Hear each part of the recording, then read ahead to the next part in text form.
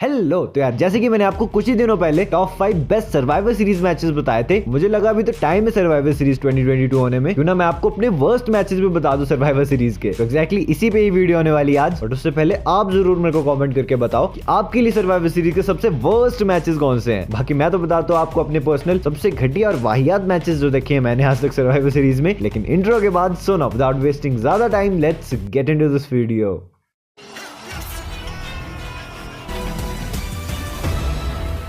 Okay तो यार अगर आप मेरी वीडियोस पहले से देख रहे हो तो आपको पता है कि वर्स्ट मैचेस वाली वीडियो में तो मतलब ऐसे जबरदस्त खिल्ली उठती मैचेस की, तो वही आज इस वीडियो में भी होने वाला है। एंड हाँ, एक चीज मैं क्लियर कर देता हूँ फिर से, ये मेरी पर्सनल लिस्ट है, आपकी लिस्ट मुझसे डिफरेंट हो सकती है। एंड अब स्टार्ट कर लेते हैं हम घटिया मैच नंबर 5 से, जो कि हमें देखने को मिला था सर्वाइवर सीरीज 2015 में द अंडरटेकर एंड केन यानी कि the brothers of destruction versus the white family के बीच। खैर ये स्टोरी यहाँ से नहीं बल्कि रेसलमेनिया 31 से शुरू हो गई थी, जब द अंडरटेकर और ब्रे वाइट का मैच हुआ था। वहां पे ब्रे वाइट बता रहे थे कि मैं न्यू फेस ऑफ फियर हूँ, सब मुझसे डरो, जो अंडरटेकर कर सकता है वो तो मैं भी कर सकता हूँ। शायद ही द अंडरटेकर की 25th एनिवर्सरी थी सर्वाइवर सीरीज में, क्योंकि सर्वाइवर सीरीज में उन्होंने अपना डेब्यू किया था और इसीलिए ये मैच हो रहा था। लेकिन यार ये क्या मैच था यार ये। Look, respect to all the legends, rest in peace to Luke Harper, with all due respect to the Undertaker and Kane, बहुत ही बकवास मैच था यार ये। मतलब एक तरह से द अंडरटेकर के ऑनर में ये मैच करवा दिया था। बाकी तो बहुत स्लो पेस्ड ये मैच था, कुछ भी मजा तो आ नहीं रहा था। बस एक ही मेमोरेबल स्पॉट है इस मैच का, जब केन और द अंडरटेकर मिलकर ब्रॉन स्ट्रोमन को चॉक स्लैम लगा देते हैं अनाउंस टेबल के ऊपर। और उसके अलावा तो मैच के एंडिंग मोमेंट्स में इनके अगेंस्ट कंपीट करे ब्रे वाइट और लूक हार्पर पे चॉक स्लैम लगाया, द अंडरटेकर ने लूक हार्पर पे टॉमस्टोन पाइल ड्राइवर पिन कर दिया 1 2 and 3 and the brothers of destruction von this match और बस अपना पॉज करके चले गए वो वहां से। खैर इससे नेक्स्ट मैच की तरफ मैं चलता हूं, जो कि हुआ था सर्वाइवर सीरीज 2008 में। वैसे आपको अब तक तो पता चल ही गया होगा कि मुझे बहुत पुराने मैचेस भी याद रहते हैं, लेकिन फिर भी अगर आपको लग रहा है इतना पहले वाला कैसे याद है, तो यार पहले मैच में आपको बताता हूँ। ये मैच हुआ था triple H versus Vladimir Kozlov versus Edge के बीच। तो हाँ, एज मैच में तो बिल्कुल याद तो रहेगा ही मुझे। और ये मैच था for the world heavyweight championship, जो कि ट्रिपल एच के पास थी। तो यार इस मैच की थोड़ी सी बैक स्टोरी मैं आपको बताता हूँ। तो हुआ क्या था कि जेफ हार्डी और व्लादिमीर बहुत टाइम से चेज कर रहे थे ट्रिपल एच की चैंपियनशिप, और इन तीनों का ट्रिपल थ्रेट मैच होने वाला था सर्वाइवर सीरीज में। लेकिन मैच शुरू होने से पहले ही पता लगता है कि जेफ हार्डी को कोई इंजरी हो गई है, मतलब इंजरी तो नहीं, उन्हें अटैक कर दिया बैक स्टेज किसी ने। तो अब वो तो है नहीं, तो ट्रिपल एच और व्लादिमीर का मैच शुरू हो जाता है, एक सिंगल्स मैच। और ये मैच इतना बोरिंग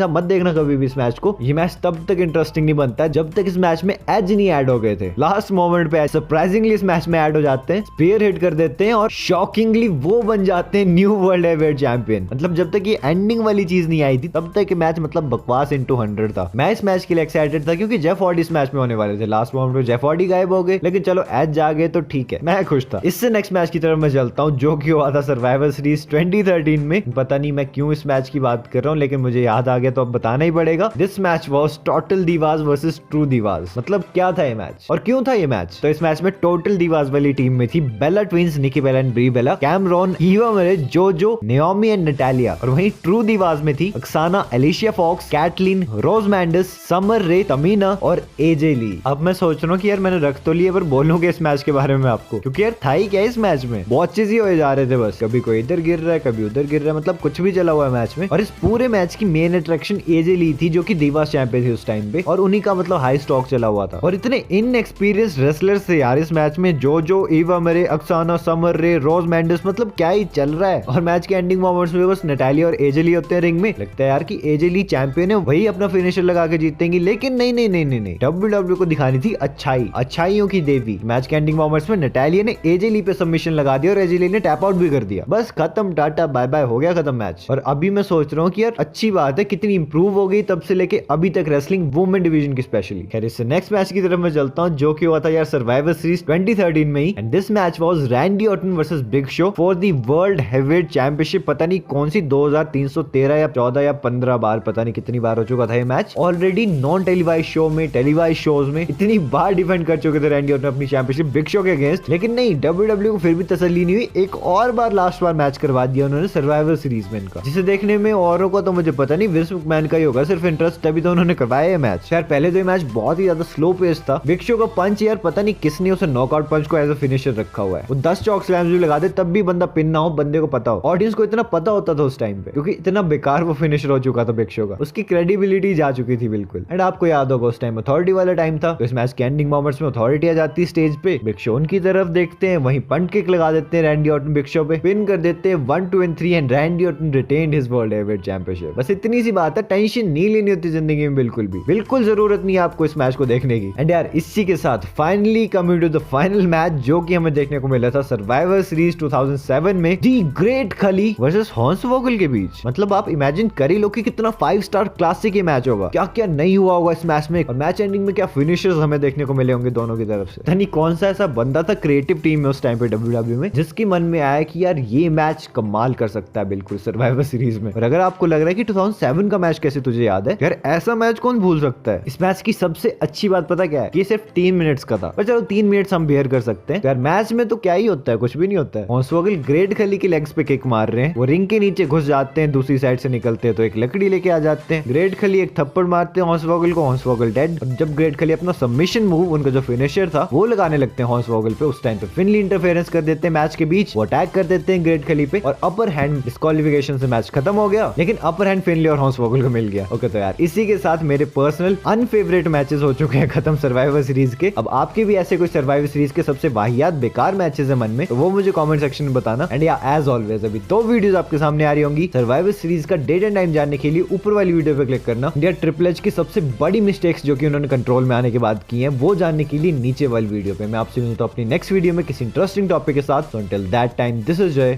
logging out.